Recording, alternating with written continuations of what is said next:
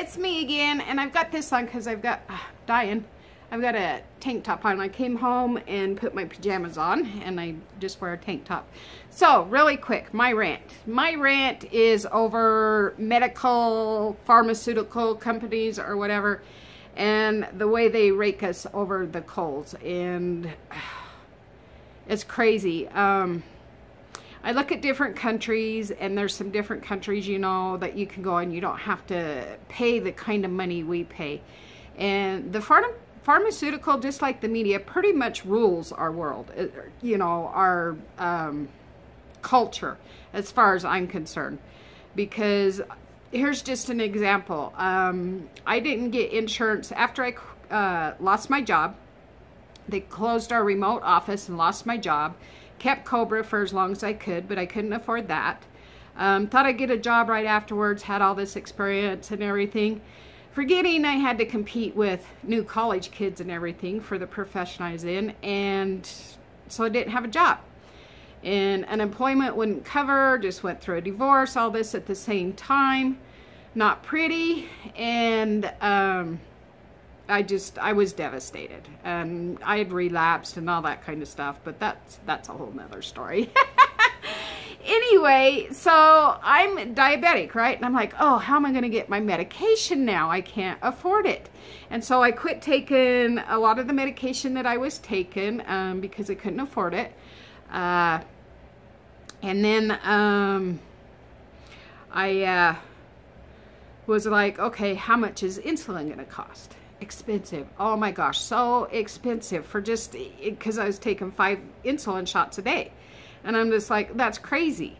And so I did this thing of kind of cleanse myself out and ended up only having to take 1 insulin shot. And I don't even remember how I paid for it. I think I worked and then my unemployment, and then the kids helped me, that kind of stuff.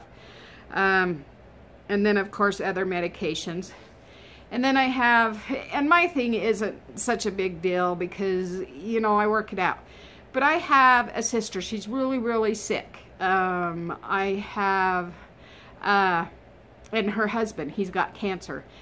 And the medications for him, thousands and thousands of dollars. She needs surgery on her knee. She can't get it. She needs medication. She got a viral infection. She takes care of people for a living, and she never takes time off. And she actually had to take time off, even though she couldn't afford to, because she just couldn't get up. She's sick, you know, from both ends, so to speak. And I was talking to her, well, did you get the medication? And she goes, no, we didn't pick it up. And I'm going, why not? And she goes, it costs $300. They want $300 for this prescription for her viral infection. I'm like, are you crazy? And then I stop and think about it. Some of the medicine I don't take, you know, for my pain and different things, the reason I don't do it is because they want, God, it's like 50 bucks a pill or something. And I'm like, you know, I can't afford it, so I have to look at different ways. Or get cheaper medication. Finally got, they got me on what, gabapentin or something like that. It doesn't help the pain, but it makes it manageable. And so I try to do different things, you know, like walking and stuff. I need to get back to that, but it gets cold. It's either too cold or too hot. I always have some excuse, but I can figure something out if I wanted. So I just need to do that. So that's kind of my rant, is the way the pharmaceutical companies are and how they want to put a Band-Aid on everything instead of finding the cure. What is down underneath causing the problems? Just like with weight, instead of giving us a pill or saying, you know, you're just fat, or fibromyalgia, saying there's no cure or anything for it, where you don't know what to do.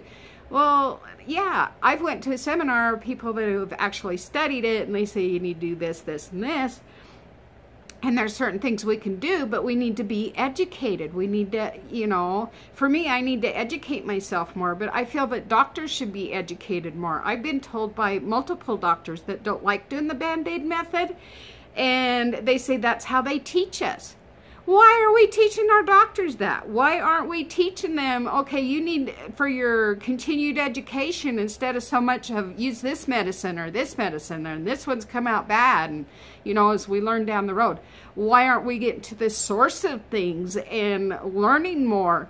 You know, just like a lot of these products that are out there that help with the gut health and help with different things, and you want to try it. Again, it could be costly, but it's like, okay, if that's going to work, why don't we invest in that instead of investing in the doctors? Because that's what insurance will pay for. And that takes me on to a whole nother topic of insurance and how it works, you know. I'm like kind of in between the age. I can't get Medicare medical. I almost can't afford health insurance. I'm going to look into it again because we got this tax credit thing, and I just got a letter saying I was qualified. So I got to look into that and research it a little bit. But again, that's a whole nother rant. I can rant about all kinds of this stuff, Social Security and different things. But my main one was pharmaceutical and medicinal things, and how it doesn't help those of us who really need the medication or need the help from our doctors and stuff, and we can't afford it. You know, it's just, what are your thoughts? Tell me what you think about the pharmaceutical and your feelings about it. Are you for it, against it? Remember, this is just an open-minded discussion, debate, whatever you want to do. I'm always willing to learn more. Maybe there's something, I'm not saying I know it all. I'm just knowing how I feel and what I see from me and my family. But my phone is about to die. It's 10 o'clock at night. And I don't even know what video I'm on. This may be 7 or 6. I can't remember. Anyway, I did the box opening. And then I just did my debate. And so I'm kind of caught up until tomorrow morning. And I'm getting so excited because I got the blog mastery thing. And I've got a little bit more Christmas stuff to make. And then I can get back on to different things. So I need to look at that. My 31-day game plan, I got on that. And I've got it set to start after Christmas. Because our Christmas party for my sisters and family on my mom's side is this week. My in-laws, that one's coming up. I think we're doing that one Christmas Day though. And there's just a lot of things I got to get done. So I know I'm having a really tight schedule here with homemaking a lot of things. And as you can see, this owl quilt back here, this is one of the quilts we did. They picked up my the material for it, and my phone's gonna die. Anyway, that's one we made that for my hubby. He likes owls. Anyway, talk to you later. See ya.